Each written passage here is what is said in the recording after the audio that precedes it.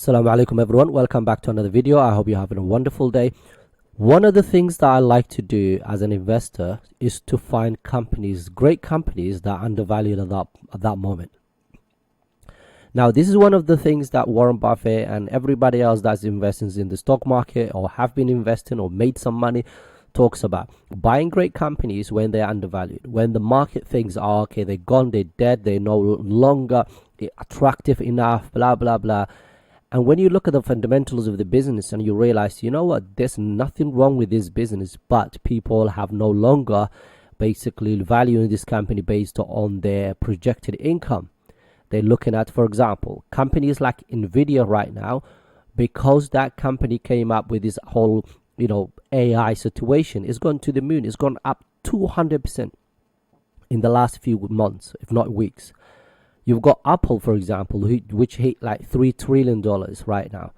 And there are companies out there that are undervalued at the moment. But guess what? Most people will actually buy Apple and Nvidia.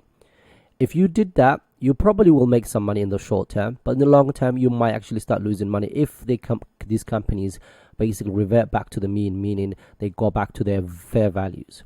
So you have to be really careful. And what I try to do is in my portfolio is just buy companies that are undervalued at that moment. So hopefully in the long run, I can make some money. And alhamdulillah, that's exactly what I did with certain companies that I own. For example, Merck at some point was so undervalued, and that was the time I was buying heavily. But my portfolio was quite small at the time. I haven't actually bought one single share of this company for a very, very long time. What you will see here is just dividends after dividends. I think I bought a little bit of it in 2022, but before then I haven't even. The last time I bought was February of 2022. Okay, 2 years ago, almost a year and something ago. So the reason I'm talking about this is because this company was so undervalued and people were saying, it's not going to make money, but I bought it. But alhamdulillah, right now I'm up almost 60% or almost 800 something pounds. So what you need to do is look for quality businesses that have like projected revenue growth side of things. Okay, they're growing their revenue, they're growing their cash flow, they're doing well, but right now they might be going through a phase. And one of the companies that I believe is going through that, and this is my belief, and I'll show you the research in a second, okay, is Qualcomm. Qualcomm is one of the companies that I have had in my portfolio for quite some time. I'm down a little bit right now, about 4%. I've had the company for a while in my portfolio. I'm almost breaking even, but the thing is, this company I really genuinely think is undervalued so much. And the reason is when you look at the company itself, okay, so almost every smartphone on the planet contains some sort of a Qualcomm chip. Whether you use an iPhone, whether you use in Samsung, whether you use in any other device, this company has a chip in that mobile phone. So, and they're now trying to diversify away from that by actually coming up with they have already started for basically new chips for cars, smart home devices, basically industrial equipment, etc. Qualcomm is finding new avenues for growth. And this is one of the things, so the things like the Internet of Things, which includes basically homes and all that, and all these types of technologies that we are actually using these days. Sooner or later, every single thing we own will be smart something, okay? Smart fridge, smart TVs. Obviously, we do have smart TVs and so on. And Qualcomm has chips in every single one of these devices. Now, they are going through a bit of a phase because of what the overall sector is going through, the semiconductors, apart from obviously the high flyers, Nvidias and so on. And there has been a decline, a year-on-year decline for this company. So when you compare the recent quarter to this time last year, there's about 17% decline in terms of base revenue, in terms of EBITDA, for example, 33% in terms of EPS. There has been. But in the long run, what I want to see is if this company is actually a buy going forward. And looking at this, good news for Sony smartphone fans, as a new struck Qualcomm and Snapdragon is their chips that this company makes. So they're now obviously continuing with, they were working with them before and they will continue working with them. So they work with Apple, they work with Samsung, and they work with Sony. These are the three biggest companies that make mobile phones. and they work with loads of different companies. The other thing this company does, okay, is they have their own patent. They basically, some of the technologies that they have, nobody else is allowed to use unless they pay basically royalty. Okay, so unless this company gets a cut from every time a company uses their patent, they're basically a pattern that they have created. So this is one of the reasons I've always argued this company should have a wide economic moat. And when it comes to 5G, anything to do with 5G, this is the company to go to. They are the leader in that side, basically the side of things. So there are so many great companies about this company. Their business is not declining, it's getting better. And as we demand more smart technologies to be in every single thing that we do, we're going to need basically something this company creates, some of their chips. So what I want to do now is look at the financials. Okay, we're looking at the basically the future looks fine, but let's have a look at the financials right now and see if it is actually a buy or if it's just basically not a buy or whatever. So as I said to you, is the semiconductor company, $120 per share right now. The 5-year basically return is 107%. Okay. EPS, we're looking at about $9.32. Market cap of $126 billion. We've seen already it has a narrow economic moat, and beta is slightly higher than 1. Okay, PE right now for this company, believe me, it's 12 basically PE. Now forward PE is about 13.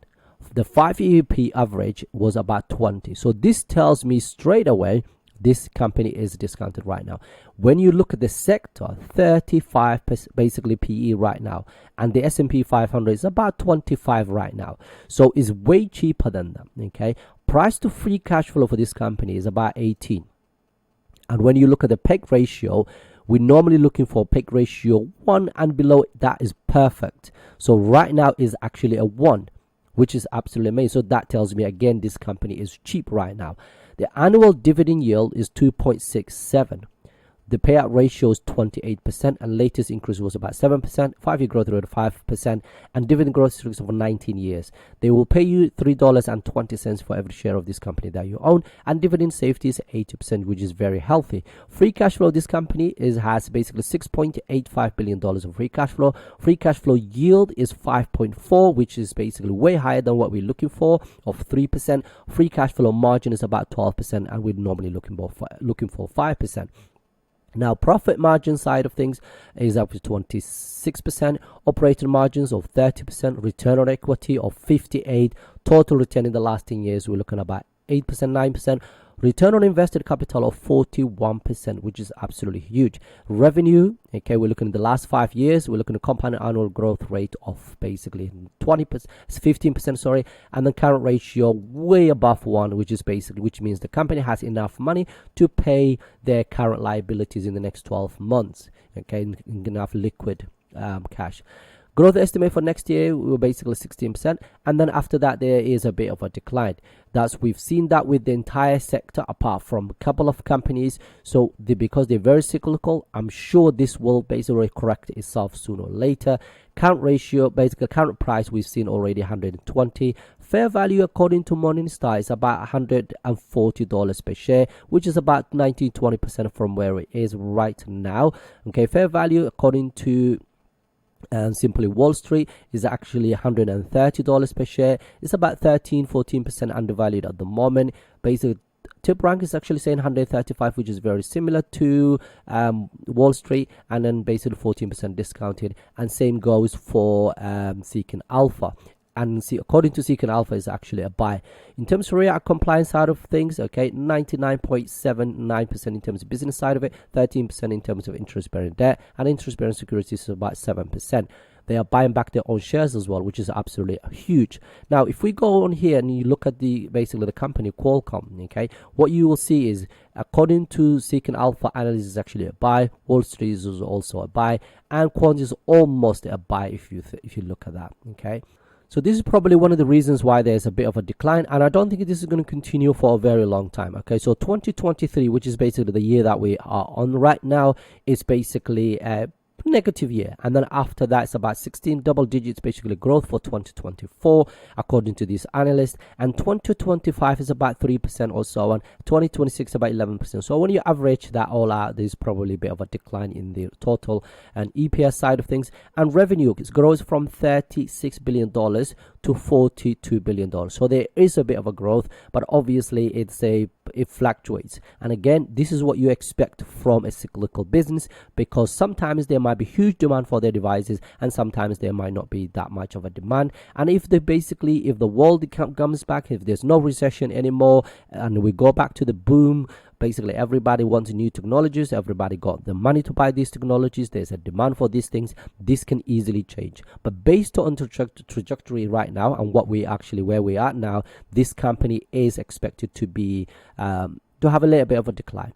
But if I want to hold this business for, say for example, I have basically 35 shares, and say for example I decided minimum hold time for this company is basically 5 years, then I wouldn't care what happens in the next year or year after. What I will do is actually buy more of this company when it's undervalued and keep it in my portfolio and just leave it. As long as the company does not like the fundamentals or the thesis has not changed for me, okay, the reasons why I bought in this company in the first place has not changed, then I don't really have to worry about the fluctuation or the price. But when it's discounted, I'll buy more and just leave it alone. And again, if you get in a 2% plus dividends every single year, reinvest in that dividends, then why are you worried too much about it? The only time I will be worried about business like this is when the revenue is declining for the future, and basically there's no future for this company. But the fact is, there's demand for the chips, and it will be demand for the chips if things do change right now. It's not like a company like 3M where the business is kind of declining and there's a lawsuit and all sorts of things going on. This is a great company that is in the right industry, and I love technology side of things. You've seen all these new shiny mobile phones. Every single year they get more expensive. The reason is because the chips these companies make are getting faster and faster and better and better, and for that reason the prices go up with it. Okay, and this is basically one of the companies I want to hold for a very long time, so I'm going to continue buying. If I can get to at least 50 shares or so, that will be absolutely amazing. So the next few weeks I will be buying more of this company. Again, please don't buy it because I just said what I just said. Just focus on basically what you need in your portfolio. Do your own research and find out more about the company. Go to their website, learn about everything. They have 3 different basically sections of their business. Okay, there's no dragons, one of their basically flagship products and so on. They have loads of other types of products that they create. Go into their basically website, learn more about the company. Okay, the fact that they're in every single industry, like when it comes to cars, when they are everywhere. Okay, so learn about the business and make sure you understand. Once you have got all that information, then you can make your own decisions, but don't just follow basically based on what I've just said in here. Okay, so what I'm going to do is basically continue buying this company in the next few weeks, and that's my plan, inshallah. And I wanted to share with you guys that. So if you haven't joined us on the Discord, please do so, and it definitely helps the channel. I'm going to stop the video right here. Have a wonderful day. Assalamu Alaikum.